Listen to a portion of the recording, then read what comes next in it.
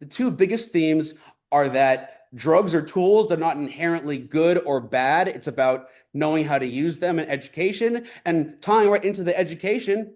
Education doesn't have to be boring. History definitely isn't boring. This is exciting and fun material. It can be a lot of fun to learn if you've got a good storyteller telling you the story.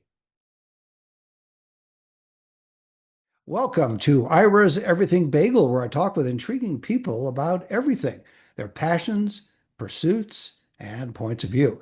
Well, when you think about human history, there are those of us who wonder which figures had the most influence in their moments on Earth. But human history is more than leaders and great personalities. It's also, would you believe, drugs? Well, how about those drugs' influence on those leaders and great personalities? We'll find out with my guest today, Sam Kelly. He's author of Human History on Drugs, an utterly scandalous but entirely truthful look at history under the influence. It's available on Amazon, Barnes& and Noble, and all the usual places. And you can follow Sam on TikTok, Instagram, and YouTube. And Sam, welcome to the show. Good to be here. Good to be here. Happy that we made the show work. Yeah. Yeah, thank you, Sam. So tell us, first of all, how did you get interested in this subject? What's your background, and how did you decide to talk about or write about drugs and its impact on history?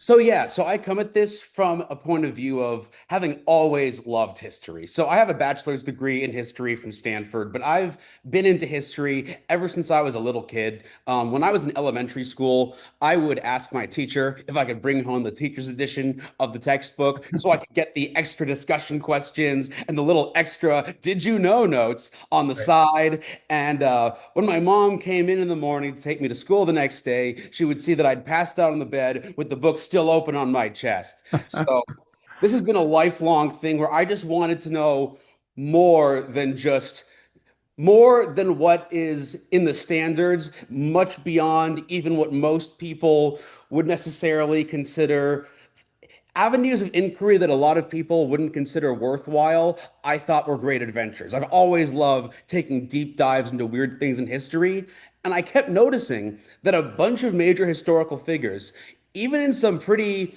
like mainstream, even in some textbooks at times, they Mhm. would mention something to do with them doing drugs, but they would like bat it away after a sentence or two and never really follow up on it. But I'd see things like, wait, Sigmund Freud wrote something called Uber Coca, like coca as in cocaine. What is the deal with this? And then I dig into it, and I would find that there were whole worlds of stories that a lot of people don't even know they're there that are really fascinating, but you just don't hear them in the mainstream tellings of a lot of these stories. So how did you research it when you decided to do one of these deep dives? And it's a fascinating subject. Was this pre-internet, or did you work on it just online and were able to find things a lot quicker than you would if you had to go to the library and go through the books? So I use the combination of when it comes to finding deep, rich bodies of information, I have to stick up for like classic libraries. But I find that a great way of finding those books is to look for information online and like look at the sources that are cited in like Wikipedia, for instance, see what they deem credible, look at their sources, look at what biographies they're talking about, and those can be great for deep dives. But in terms of like some of the preliminary information, if I'm just trying to verify that, okay, is this story actually backed up or is this just a rumor that I'm hearing? Then it helps to look online and see, can I get cross references from like actual reliable sources? Are there reliable news outlets? Are there academic outlets that I trust that are saying this as well? And if that's the case, then I would say that it would be time to hit the biography search and start looking for biographies, reading into them. And oftentimes I would find that if there was enough there for it to be mentioned, for there to be biographies mentioned and stuff on it, there would be stuff that was good in the biographies. That sounds like modern journalism, where you're theoretically supposed to get at least two confirmed sources that will work. And clearly you did that in your research. So the interesting part about your search is that you don't limit it to a particular century or a particular decade. You actually go back in time. So what was the earliest figure, and then what was the most current figure that you cover Um, in your book? Yeah, so I would say that the earliest would probably be people from really ancient history, like Pharaoh Ramses the Great or the Oracle of Delphi, like people who have ascended into the category of myth because they're from so long ago, but we still do have records of what the actual people were like, although obviously those records don't tell us as nearly as much as, let's say that you have someone from the social media era, you can probably learn more about their day-to-day life than you can about someone who lived, thousands of years ago. But But you're completely convinced that in your research, no matter who you checked out, that you had at least those two sources, maybe even more, to confirm that this is the basic reality of the person and the drug. Oh, I got lots of sources for everything. I have a selected bibliography in my book, not the whole thing because that would be very, very long. But the selected works bibliography is, I think, 35 pages single spaced. So I made sure to find a lot of corroborating sources for all of this stuff. I didn't want to fill people's heads with smoke and mirrors. And rightly so. What a couple of the we talked about spanning centuries. I just like the idea of spanning individuals. So, for example, there's something on Shakespeare and there's something on the Beatles. So Yeah. that kind of frames up where your approach is, and it doesn't limit you to a particular decade or century. You clearly went all in. Who was the most modern figure that you picked for drug use, and was it beneficial to them or was it negative to them? So there's a couple who you could say as, I mean, in terms of the Beatles, two of them are still alive today, so Well, that's that I current, guess sure. pretty modern. In terms of someone who is very associated with the modern era but is now deceased, I would say Steve Jobs was a great example of someone who, and in his personal case, he actually believed that so he admitted on a government security clearance form he had to list what drugs he'd done in his life to get approval for Apple to do a bunch of government work. And he openly said, yeah, so back in the day, I smoked a lot of marijuana, but what I really, really enjoyed was the LSD. In fact, doing LSD was one of the two or three most important things in my life.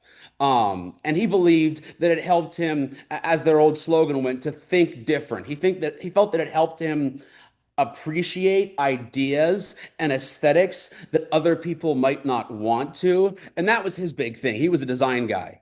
So I think that, for instance, he didn't invent the graphical user interface, but another company had the idea of, hey, what if we had like pictures on the screen instead of just text? Like what if to get rid of a file, we had like a little trash can icon? Wouldn't that be fun? And they're like, no, no, that's too childish and gimmicky. That'll never work out. But then Steve Jobs, who's done acid, is looking at it and he's like, this is a whole little world on the computer screen, man. It's fascinating. We're creating an entire zone in there. I bet people will love this. And so he has this weird, trippy thought, and it turns out people do love graphical user interfaces. Like the idea of not having icons on our screens now is unthinkable to us. Sure, it's more practical to have icons than it is to have code. So yeah, just to have raw text Yeah, on yeah, a flat background, yeah. but but it took someone to like thinking in ways that had not been the industry standard to get to that point. And what Steve Jobs attributed his ability to think like that was his LSD use.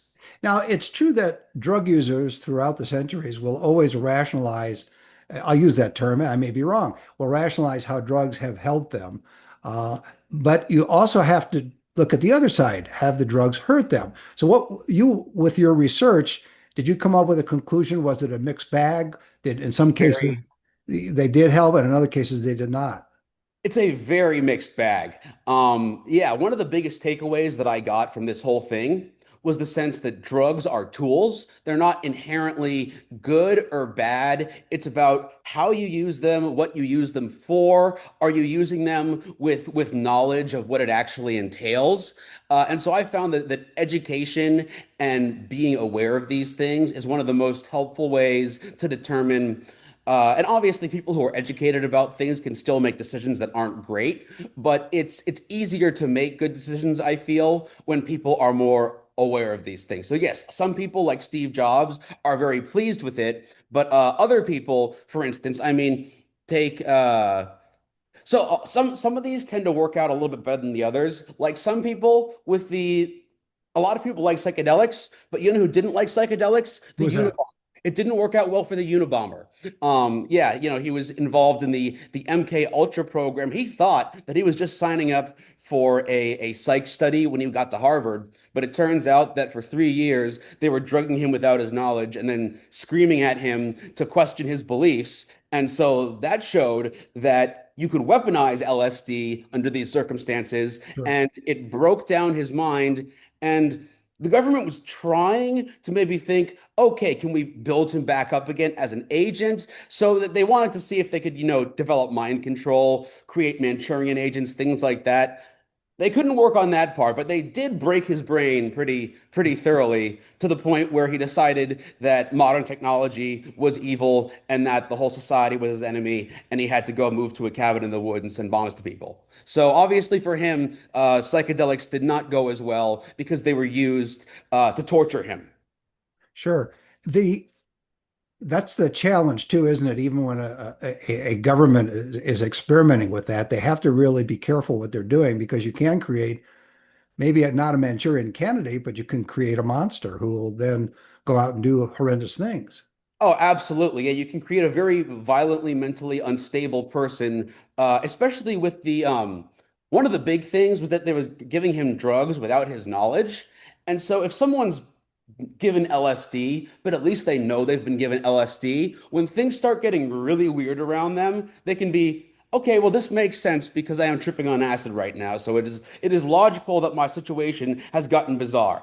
But he doesn't know that he's been given any LSD. He doesn't really know what that is. So as far as he's concerned, he is going insane and the walls are melting and these you know the accusations of his interrogators. They told him he was going to have a collegial debate with another student, but instead they sent, you know, CIA interrogators to try and break him down. So all of that was just so much worse because he had no idea what was being done to him.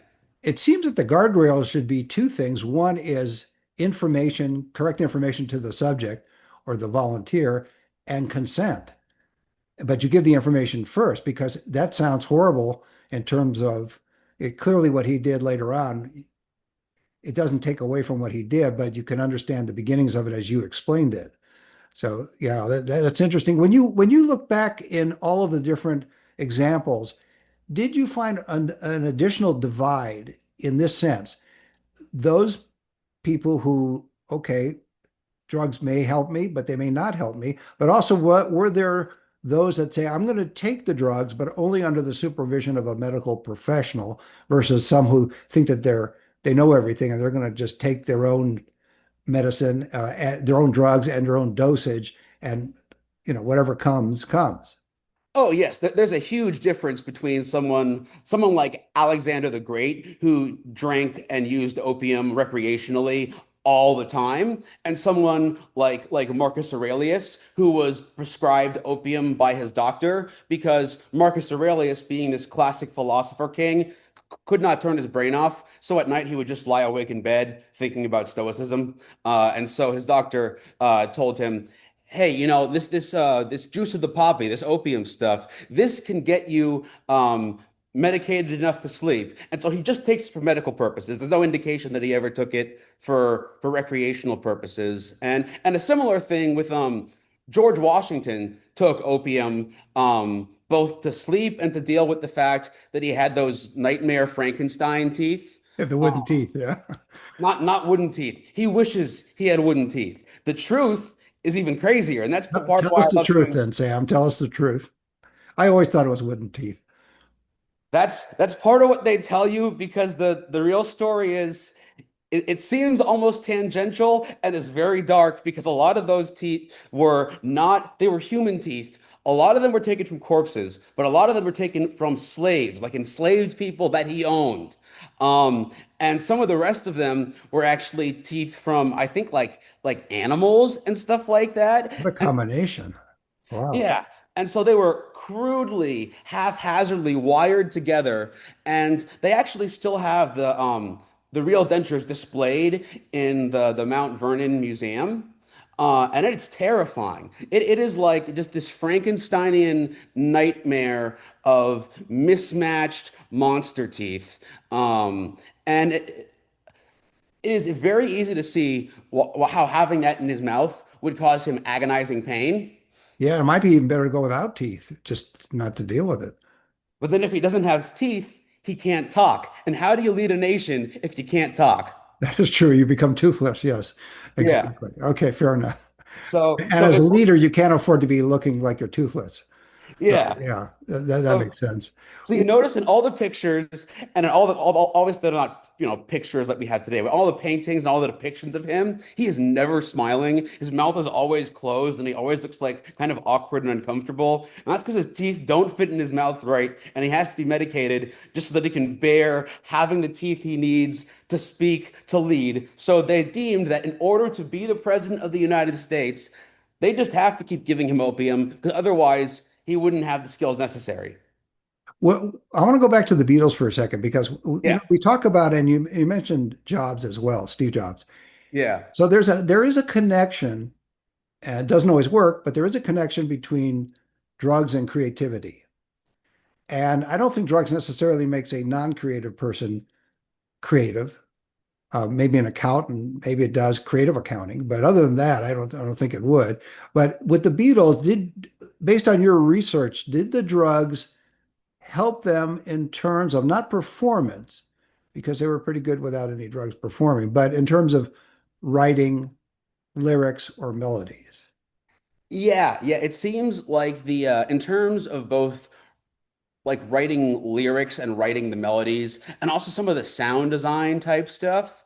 Um, the drugs did seem to have pretty significant influences in how they developed. Like you can sort of trace a long time as they get into different drugs and their taste like sort of shifts to focus on things that are better with some stuff. Like if I remember correctly, like Rubber Soul is like their weed influenced album, and then with Sergeant Pepper, they get more into the LSD stuff, and you see along with that they go from being sort of like just kind of longer haired guys to having the full psychedelic outfits and the full so it definitely influences a lot of their design choices.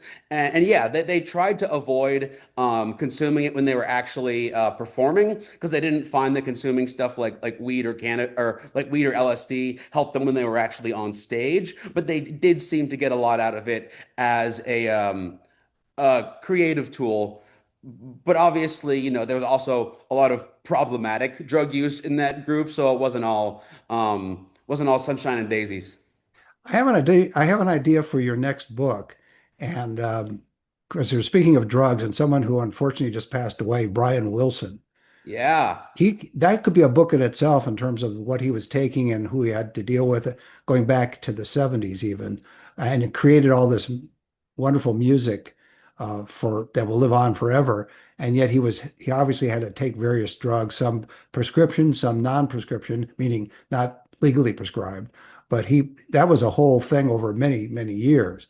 And so that might be another book for you after this one. Yeah, no, it's definitely such a fascinating subject. And Brian Wilson certainly, I'm going to be doing research into him, and if not like a full book, then certainly in there's plenty of people who just didn't make the cut for this book, not because they weren't interesting, but simply because I just had to cut it off at a certain point. So certainly there's a lot more material for another book like this, and Brian Wilson would definitely be in a book like that. Yeah, I would hope so. Yeah, a part two book once Yeah. this one. Yeah, no, it makes sense. Have you ever thought about, because of your background, you mentioned about a BA in history. Have you thought about going for a master's or PhD in history? Because you obviously have the talent for it and you have the interest and curiosity for it. Have you thought about that? Thank you for that. I actually have considered it. For a while, I wasn't exactly sure how I wanted to go about my goal. So I love sharing knowledge and I love storytelling. And so I wanted to find a way that I could do that as a career. And because I was really lucky in school to have so many great history teachers and later in college history professors who were amazing storytellers and who inspired me in my love of history, I thought, for a while, okay, maybe I want to go into like a formal academic environment, like actually be in a classroom or be in academia and be teaching there.